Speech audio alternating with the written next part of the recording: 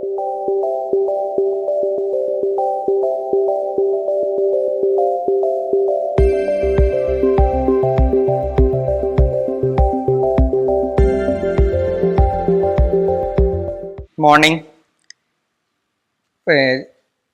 Last ക്ലാസ്സിൽ നമ്മൾ discuss ചെയ്ത ടോപ്പിക്കൊക്കെ പഠിച്ചിട്ടുണ്ടാവുമെന്ന് വിചാരിക്കുന്നു. കാരണം അതിൻ്റെ കണ്ടിന്യൂഷനാണ് നമ്മൾ പറയാൻ പോകുന്നത്. അതുകൊണ്ട് തന്നെ നല്ലൊരു ഐഡിയ ഉണ്ടെങ്കിലാണ് ഇനി നമ്മൾ പറയുന്ന കാര്യങ്ങൾ എനിക്ക് മനസ്സിലാവും. അപ്പോൾ അതിൻ്റെ കൂടെ നമ്മൾ തരുന്ന ഹോം അസൈൻമെൻറ്റുകൾ നിർബന്ധമായിട്ട് ചെയ്യണം. ഓരോ ടോപ്പിക്ക് വരുമ്പോഴും ആ ടോപ്പിക്കിൻ്റെ കൂടെയുള്ള ഹോം അസൈൻമെൻറ്റുകൾ അത് ആ സമയത്ത് തന്നെ ചെയ്യാം. കാരണം ചെറിയ ചെറിയ ടോപ്പിക്കുകളല്ലേ ഇപ്പോൾ നമ്മൾ പഠിക്കുന്നുള്ളൂ. അതുകൊണ്ട് എളുപ്പമായിരിക്കും, ഒന്നും കൂടി മനസ്സിലാവാനും ചെയ്യാനൊക്കെ എളുപ്പമായിരിക്കും.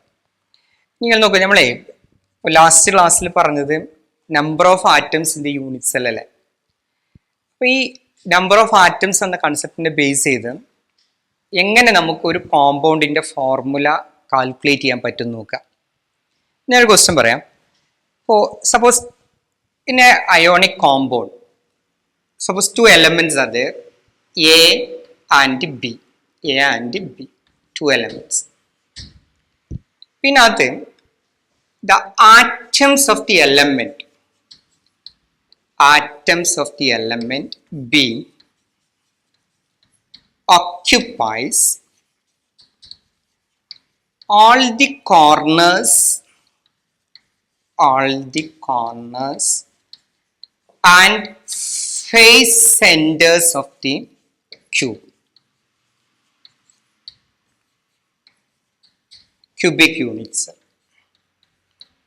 അതായത് എ ബി എന്നുള്ള കോമ്പൗണ്ടിലെ ബി എലമെന്റിന്റെ ആറ്റംസ് ഒക്കെ എന്ത് ചെയ്യുന്നറിയോ, ക്യൂബിന്റെ കോർണേഴ്സിലും ഒക്യുപ്പൈ ചെയ്യുന്നുണ്ട്, അതേപോലെ ഫേസ് സെന്റേഴ്സിലും ഒക്യുപ്പൈ ചെയ്യുന്നു.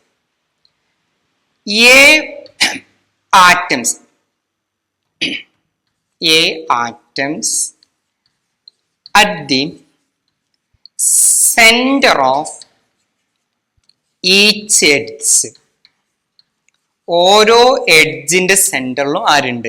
എ ആറ്റം ഉണ്ട്. അങ്ങനെയാണെങ്കിൽ what is the formula of the compound? ആ കോമ്പൗണ്ടിന്റെ ഫോർമുല എന്തായിരിക്കും എന്നാണ് ചോദ്യം. എങ്ങനെ നമ്മൾ ചെയ്യും? അപ്പൊ അത് ഈ ബി ഒക്യുപ്പൈ ചെയ്യുന്നത് കോർണേഴ്സിലും ഉണ്ട്, അതേപോലെ ക്യൂബിന്റെ ഫേസ് സെന്റേഴ്സിലുണ്ട്. അപ്പൊ നമുക്ക് എന്ത് ചെയ്യാം? നമ്പർ ഓഫ് ബി ആറ്റംസ് കണ്ടൂടെ? കാരണം ക്യൂബിന്റെ കോർണറിലുള്ളത് എല്ലാ കോർണറിലുള്ള പാർട്ടിക്കിളും ആ ക്യൂബിന്റെ സ്വന്തം അല്ല നമ്മൾ പറഞ്ഞു. ഫേസ് സെന്ററിലുള്ള പാർട്ടിക്കിളും 6 ഫേസ് സെന്റർ ഒരിക്കലും എന്തല്ല ക്യൂബിന്റെ സ്വന്തം അല്ലല്ലോ. അപ്പൊ പിന്നെ എത്ര ബി ആറ്റം ഉണ്ടാവുക? 8 കോർണേഴ്സ്. അപ്പൊ 8 × 1/8 ശരിയല്ലേ? പ്ലസ് പിന്നെ ഉള്ളത് ഇവിടെ 6 ഫേസ് സെന്ററില, അപ്പൊ 6. പക്ഷെ ഫേസ് സെന്ററിലെ കോൺട്രിബ്യൂഷൻ എത്ര നമ്മൾ നേരത്തെ പറഞ്ഞു കഴിഞ്ഞ ക്ലാസ്സിൽ? 1/2 അല്ലെ? അപ്പൊ 6 × 1/2. അപ്പൊ നമുക്ക് ഇവിടെ എത്രയെന്ന് കിട്ടി? That is equal to 4. അപ്പൊ ഒരു യൂണിറ്റ് സെല്ലിന് കറസ്പോണ്ടിങ് ആയിട്ട് ബി ആറ്റംസിന്റെ എണ്ണം 4 ആണ്. ഓക്കെ, ഇനി അങ്ങനെയാണെങ്കിൽ നമ്പർ ഓഫ് എ ആറ്റംസ് കണ്ടുകൂടെ? ഇതേപോലെ ക്വസ്റ്റ്യനിൽ നോക്കി, എ ഉള്ളത് എവിടെ എന്നാ പറയുന്നത്? A atoms at the centre of each edge എന്നാ പറയുന്നത് അല്ലെ. അപ്പൊ ഞാൻ നോക്കാം, ഒരു ക്യൂബിന് എത്ര എഡ്ജ് ഉണ്ടാവും? ഒരു ക്യൂബിന്റെ എഡ്ജ് എന്ന് പറയുമ്പോൾ 12 എഡ്ജസ് ഉണ്ടാവും. പക്ഷെ ആ 12 എഡ്ജും ആ ക്യൂബിന്റെ സ്വന്തം അല്ലല്ലോ. നേരത്തെ നമ്മൾ പറഞ്ഞിരുന്നു the contribution from an edge is equal to എത്രയായിരുന്നു? 1/4. അപ്പൊ number of A atoms is equal 12 edges into contribution is equal to 1/4. So എത്രയായി? That is equal to 3. അപ്പൊ ഒരു യൂണിറ്റ് സെല്ലിന് കറസ്പോണ്ടിങ് ആയിട്ട് 4B ആറ്റംസ് ഉണ്ട്, അതുപോലെ 3A ആറ്റംസ്. അപ്പൊ നമുക്ക് എങ്ങനെ അത് വെച്ച് ഫോർമുല എഴുതി കൂടെ? എങ്ങനെ എഴുതാം? A3B4 എന്ന് പറയും. Is the formula of the compound. Okay, നമ്മൾ ശ്രദ്ധിക്കണം ഇത്രയേ ഉള്ളൂ. ഇപ്പൊ പാർട്ടിക്കിൾ പറയുമ്പോൾ ഈ പറയുന്ന corner, face centre, body centre, even the edge centre, ഇതല്ലാത്ത വേറെ പൊസിഷൻ നമുക്ക് ഒരു ക്യൂബിന്റെ കേസിൽ പറയാനില്ല. അപ്പൊ അതുകൊണ്ട് നമ്മൾ ആ കാൽക്കുലേഷൻ പറയുമ്പോൾ പാർട്ടിക്കിൾ ഒക്യുപ്പൈ ചെയ്യുന്നത് എവിടെ നോക്കിയിട്ട് ഓരോ യൂണിറ്റ്സിന് കറസ്പോണ്ടിങ് ആയിട്ടുള്ള നമ്പർ ഓഫ് ആറ്റംസ് കണ്ടിട്ട് നമ്മൾ അത് വെച്ചിട്ട് എന്ത് ചെയ്യാം? ഫോർമുല ചെയ്യാം. ഇത് സാധാരണയായിട്ട് നമ്മൾ ഒബ്ജക്റ്റീവ് ക്വസ്റ്റ്യൻ ചെയ്യാൻ വേണ്ടിയിട്ട് ഈ ടോപ്പിക്കിൽ നിന്ന് ഉപയോഗിക്കുന്ന ഒരു കൺസെപ്റ്റ് ആണ് കേട്ടോ. അപ്പോൾ ശ്രദ്ധിക്കണം. ഓക്കെ.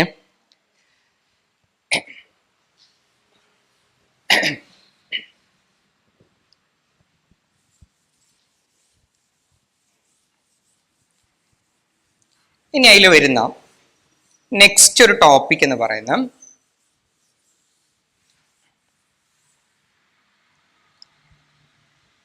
സെവൻ ക്രിസ്റ്റൽ സിസ്റ്റം ആണ് കേട്ടോ. 7 crystal system.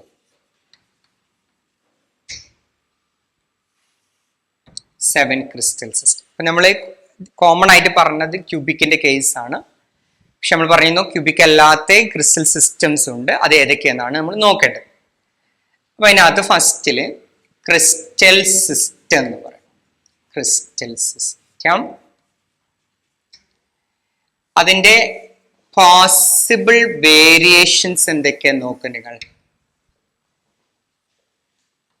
അതിലുണ്ടാവുന്ന possible variations.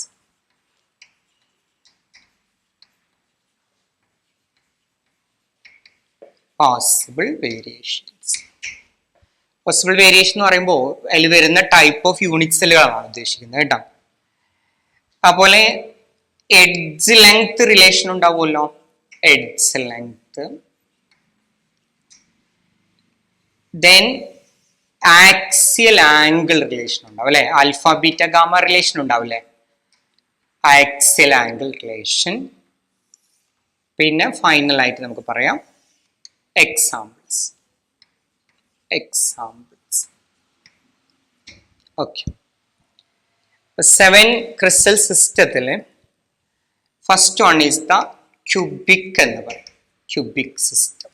Cubic. Then tetragonal എന്ന് പറയാം. Tetragonal. Then orthorhombic. Orthorhombic. and monoclinic.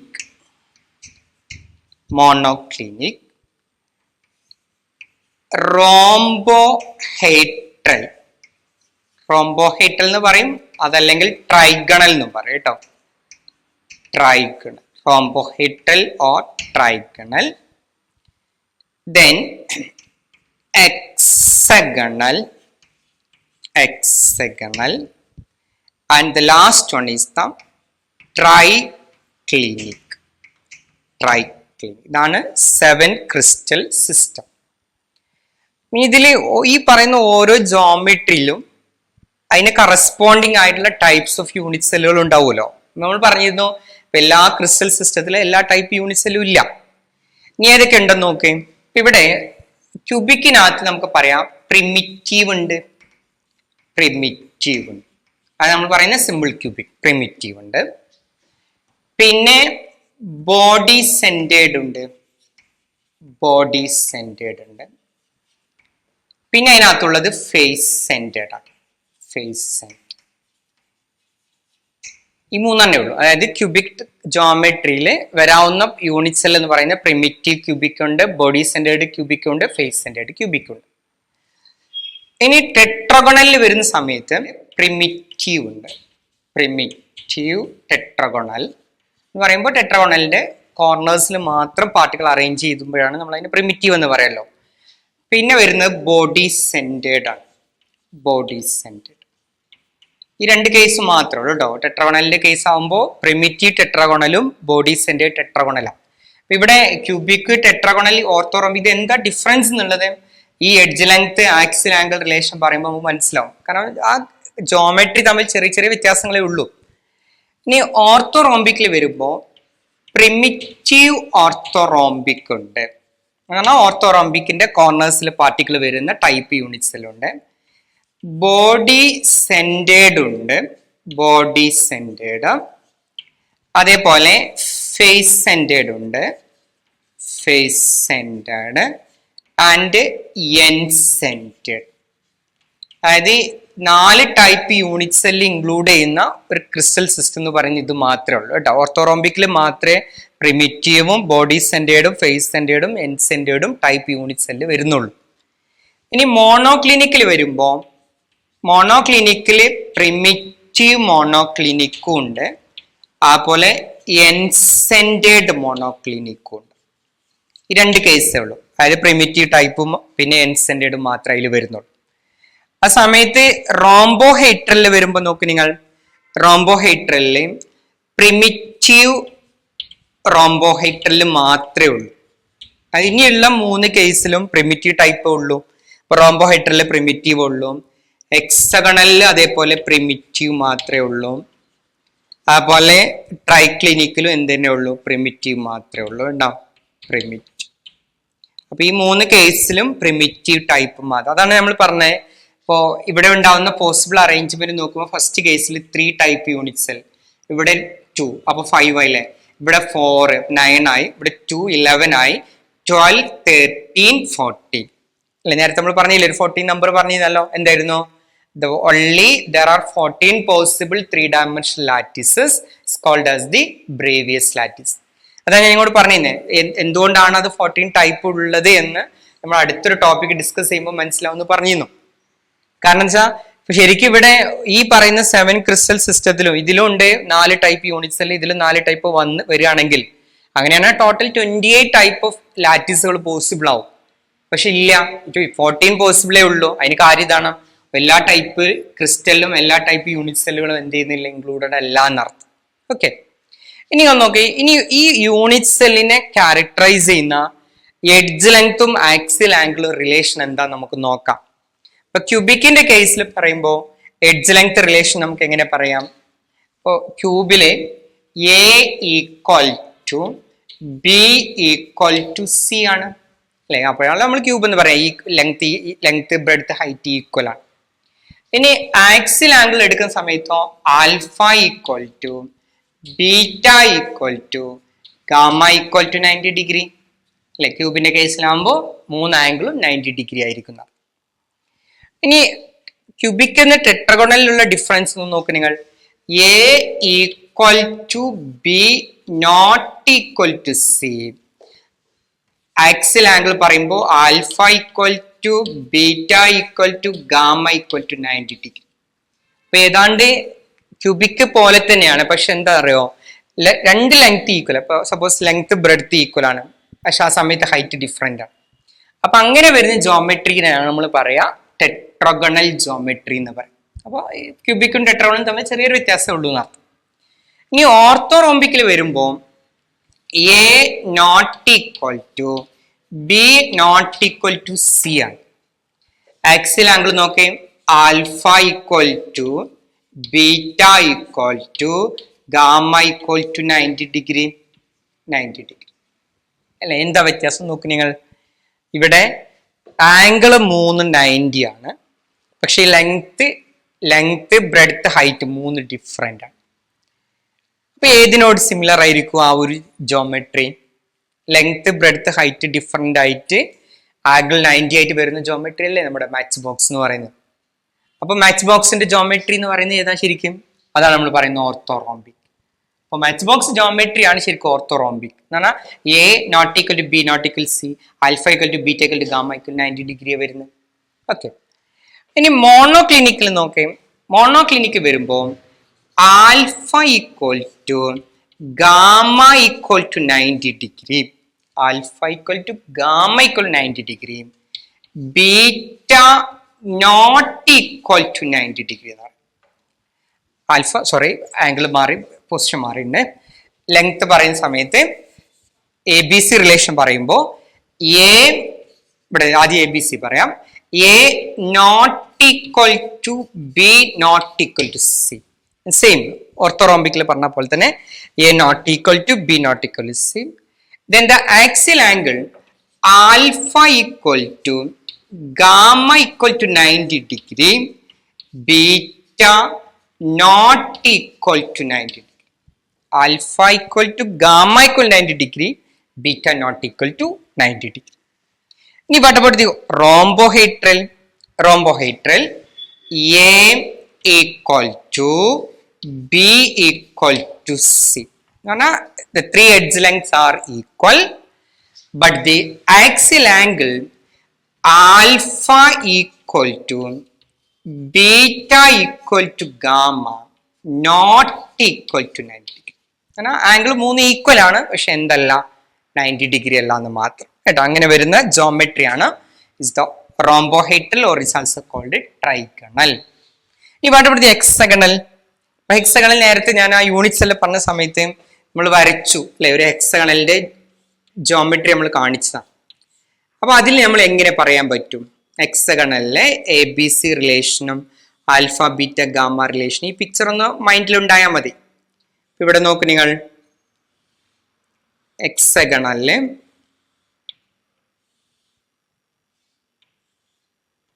അല്ലെ ഇങ്ങനെ ഇരിക്കും. ഇതിലെ ഈ ലെങ്ത് എന്തായാലും ഈ കാണുന്ന രണ്ട് ലെങ്ത് ഈക്വൽ ആയിരിക്കുമല്ലോ. ഓക്കെ, പക്ഷെ ആ സമയത്ത് ഈ ലെങ്ത് ഡിഫറെന്റ് ആയിരിക്കും, ഹൈറ്റ് ഡിഫറെന്റ് ആയിരിക്കും. അപ്പൊ നമ്മൾ എങ്ങനെ പറയും? ഹെക്സഗണലില് A equal to B not equal to C എന്ന് പറയാം. A equal to B not equal to C. ഇനി ആംഗിൾ എടുക്കുകയാണെങ്കിലോ ഈ ആംഗിൾ എന്തായാലും 90 വരുമല്ലോ. Okay, what about this one? Also 90. What about here? It's equal to hexagonal അല്ലേ, hexagonal എന്തായാലും 120 വരും. അപ്പൊ എങ്ങനെ പറയാം? Alpha equal to beta equal to 90 degree, gamma equal to 120 degree, gamma equal to 120. അപ്പോൾ ജസ്റ്റ് ആ ഓർത്താം, ഹെക്സഗണലിന്റെ ആ ഒരു പിക്ചർ ഇമാജിൻ ചെയ്യുമ്പോൾ നമുക്ക് മനസ്സിലാവും എങ്ങനെയായിരിക്കും ആംഗിൾ വരിക എന്നുള്ളത്.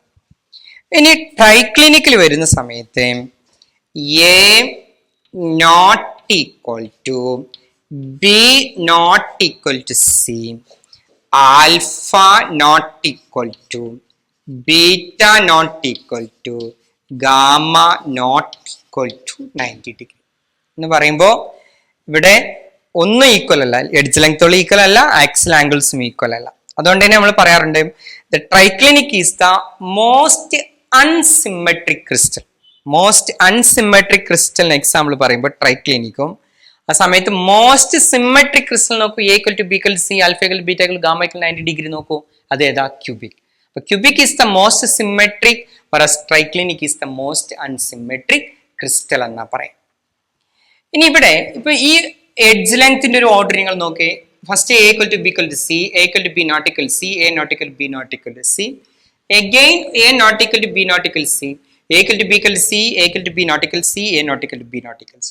അപ്പോൾ ഫസ്റ്റിലും 3, ഫോർത്ത് പിന്നെ ഇതേപോലെ തന്നെയാണ്. പിന്നെ വരുന്ന മൂന്നെണ്ണം ഫസ്റ്റിലെ റിപ്പീറ്റേഷൻ ആയിട്ട് നമുക്ക് മനസ്സിലാവും അല്ലെ. അപ്പൊ ഇതിൽ വേണമെങ്കിൽ ഓർത്തിരിക്കാൻ, നമുക്ക് ഈ ഒരു ഓർഡർ ഇങ്ങനെ ഓർത്തിരിക്കാൻ എളുപ്പമാണ്.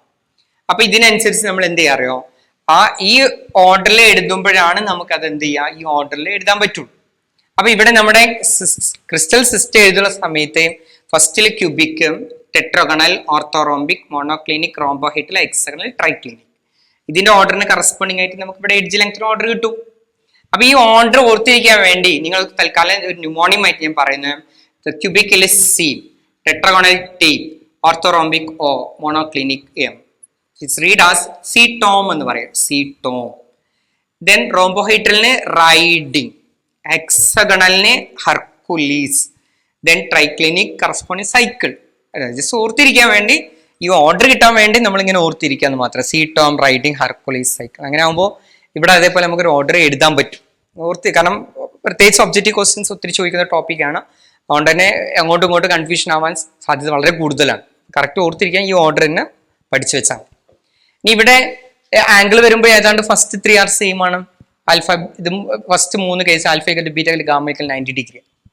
ഇവിടെ വരുന്ന സമയത്ത് മോണോക്ലിനിക് വരുമ്പോൾ alpha equal to gamma equal 90, beta not equal 90 degree. ആ സമയത്ത് റോംബോഹൈഡ്രൽ എല്ലാം ഈക്വൽ ആണ്, പക്ഷെ എന്തെല്ലാം ഉള്ളൂ 90 ഡിഗ്രി അല്ല കേട്ടോ. റോംബോഹൈഡ്രൽ ആകുമ്പോൾ alpha equal to beta equal to gamma not equal to 90. ഹെക്സഗണലിൽ പിന്നെ ഞാൻ പറഞ്ഞില്ലേ, ഹെക്സഗണലിന്റെ ആ ഫിഗർ ഓർത്തിരിക്കുക.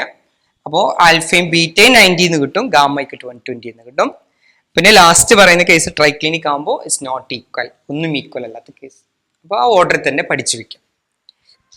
ഇനി ഇതിന് ഓരോ ക്രിസ്റ്റലിനും കറസ്പോണ്ടിങ് ആയിട്ടുള്ള എക്സാമ്പിൾസ് നോക്ക് നിങ്ങൾ. NCERT പറയുന്ന എക്സാമ്പിൾസ് ആണ് ഇപ്പൊ ഞാൻ ഇവിടെ എഴുതാൻ പോകുന്നത്. ഇപ്പോൾ എക്സാമ്പിൾസിൽ ഇപ്പോൾ ക്യൂബിക്കിന് എക്സാമ്പിൾ പറയാം. That is sodium chloride, NaCl. NaCl is the cubic. Another example is the ZnS, zinc blend പറയാം. Another example is the metallic copper. So these three are the examples for the cubic. So large number of examples are there. പക്ഷെ നമ്മൾ NCERT discuss ചെയ്യുന്ന examples മാത്രം ഇപ്പോൾ ഇവിടെ പറയുന്നു. ടെട്രാഗണലിലെ example പറയുമ്പോൾ white tin പറയും, വൈറ്റ് ടിൻ. അതുപോലെ SnO2, TiO2, titanium dioxide, TiO2. Another example is the CaSO4, calcium sulfate. അതായത് ടെട്രാഗണൽ എക്സാമ്പിൾ ആയിട്ട് പറയാം white tin, SnO2, TiO2, then CaSO4. ഇനി ഓർത്തോറോംബിക്കിന് എക്സാമ്പിൾ പറയുന്നത് റോംബിക് സൾഫർ. റോംബിക് സൾഫർ കേട്ടിട്ടുണ്ടാവും അല്ലെ? സൾഫറിന്റെ അലോട്രോപ്സ് പറയുന്നിടത്ത് നമ്മൾ പറയാം one is the rhombic sulphur and another one is the monoclinic sulphur. നമുക്ക് പഠിക്കാറുണ്ട്, പി ബ്ലോക്ക് എന്നുള്ള ടോപ്പിക്കിൽ നമ്മൾ അത് പഠിക്കും.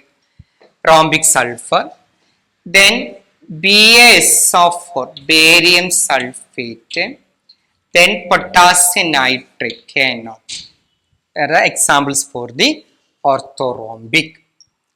Monoclinic example പറയുമ്പോൾ monoclinic sulfur, monoclinic sulfur.